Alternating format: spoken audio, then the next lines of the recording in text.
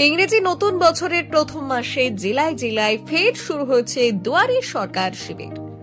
রাজ্য সরকারের এই কর্মসূচি শুরু হয়েছিল সেই 2020 সালে। লক্ষ্মীর ভান্ডার, খাদ্য সাথী, স্বাস্থ্য সাথীর মতো একাধিক সামাজিক প্রকল্পের সুবিধে সাধারণ মানুষ যাতে খুব সহজে পেতে পারেন তার জন্যই জেলার প্রায় প্রতিটি অঞ্চলে বসে শিবির। সরকারের এই কর্মসূচিতে পরে যুক্ত হয়েছে পরিযায়ী শ্রমিকদের নাম নথিভুক্তকরণও। দুয়ারে সরকার শিবিরে পরিযায়ী শ্রমিকদের নাম নথিভুক্তকরণ ঘিরেও সমস্যা দেখা দিয়েছে বিস্তর।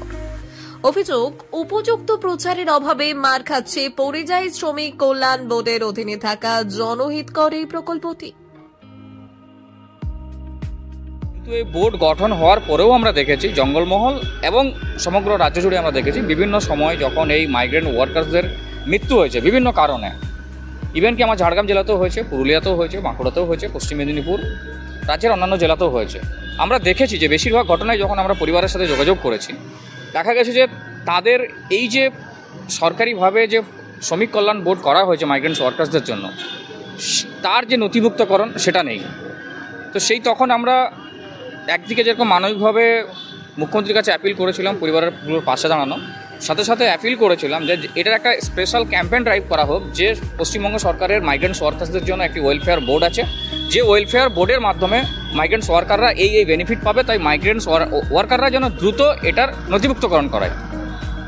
তৎকালীন সময় যখন আমরা চিঠি দিই, চিঠির পরিপ্রেক্ষিতে যিনি বোর্ডের চেয়ারম্যান আছেন ওনার যে প্রত্যুত্তরে উত্তর যে দুয়ারে সরকারের সময় এর একটা শিবির চালানো হবে, দুয়ারে সরকারের মধ্য দিয়ে এনরোলমেন্ট হবে। কিন্তু আমাদের যেটা বক্তব্য যে দুয়ারে সরকারের মধ্যে এটা নথিভুক্ত হচ্ছে, কিন্তু আমাদের যেটা বিষয় যে অ্যাকচুয়ালি স্পেশালভাবে যে একটা ড্রাইভ চালানো মাইগ্রেন্টস ওয়ার্কারদের, কারণ প্রত্যেকটা এলাকার কিছু না কিছু মাইগ্রেন্টস ওয়ার্কার আছে যারা বিভিন্ন রাজ্যে কাজ করছে, তাদেরকে অন্তত ক্যাম্পেইনের মাধ্যমে ইনভলভমেন্ট করানো বা তার অনুপস্থিতিতে তার পরিবারেরকেও অন্তত সেই এনরোলমেন্টটাকে এনশিওর করা, যাতে আগামী দিনে এরকম কোনো ইনসিডেন্ট হলে সেই পরিবারগুলো যাতে এখান থেকে সুবিধা থেকে বঞ্চিত না হয়। দুয়ারে সরকার কর্মসূচিতে জনহিতকর প্রকল্পগুলির প্রচার কম হচ্ছে বলে মানতে নারাজ প্রকল্পের সঙ্গে জড়িত কর্মকর্তারা। তাদের দাবি, নথিভুক্ত হওয়া পরিযায়ী শ্রমিকদের পরিবার এই প্রকল্পের মাধ্যমে উপকৃত হয়েছেন।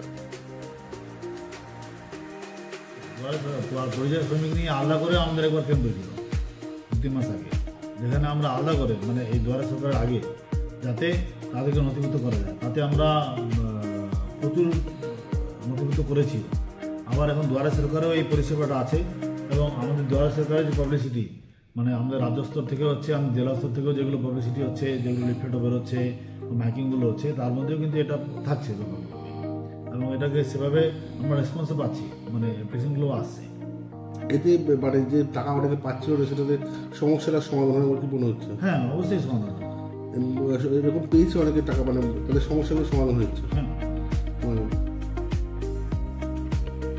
2025 দুয়ারে সরকার কর্মসূচিতে কম বেশি 37টি জনহিতকর প্রকল্পে আবেদন করার সুযোগ মিলেছে।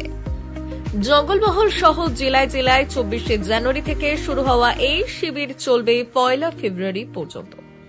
দুয়ারে সরকার শিবিরে যেসব আবেদনপত্র জমা পড়ছে সেগুলির কাজ আগামী 28 ফেব্রুয়ারির মধ্যে সম্পূর্ণ করার চেষ্টা করবে সংশ্লিষ্ট দপ্তর।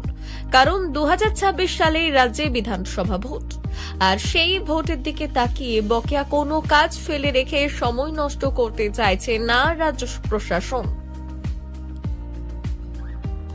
ব্যুরো রিপোর্ট, আজকের ঝাড়গ্রাম।